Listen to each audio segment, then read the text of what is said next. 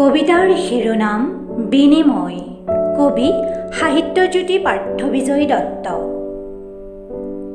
জিয়া কথাবোৰ কবৰ বাবে সন্মুখত এজনক বিচাৰো, অন্যথা সন্মুখৰ শূন্যতাই ভেঙুচালি কৰে।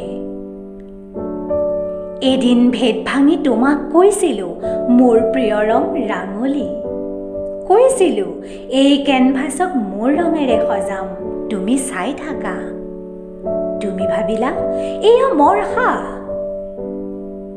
সেইদিনা বুকুত জীৱন দিয়া কথাবোৰ কওঁ বুলিয়েই তোমাক মাতিছিলো, পিছে সন্মুখত পনুমৃত শূন্যতাৰ লীলা খেলা। কোঠৰীৰ পৰা মুক্তিৰ বিনিময়ত যে মোৰ এফাল হাওঁফাওঁ বিচৰা হৈছিল, মোক নাঙঠ কৰিলে, দলিয়ালে, বুটলি আনিলে, কিন্তু মই গৈ থাকিলো।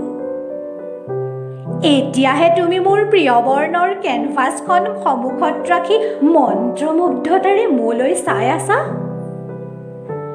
ৰাঙলী আকাশ দেখুৱাই মোক ভুলাইছা, মোৰ এসময়ৰ ভেলেঙি চকুহালিক আন্ধাৰতে খেপিয়াইছা।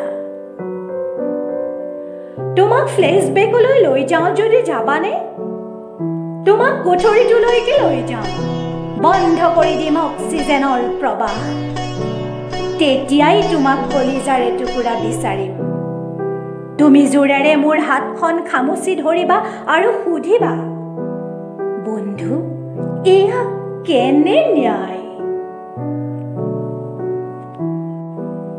উত্তৰবোৰ কাষতে থকাহেঁতেন তোমাৰ বাবে কদাপি আঁতৰ নহলোহেঁতেন। হয়, সিদিনা যে মই ঘনঘোৰ শূন্যতাক বাৰে বাৰে এই কথাই সুধিছিলো, বিনিময়ত হেৰুৱাইছিলো মোৰ হাওঁফাওঁৰ এফাল।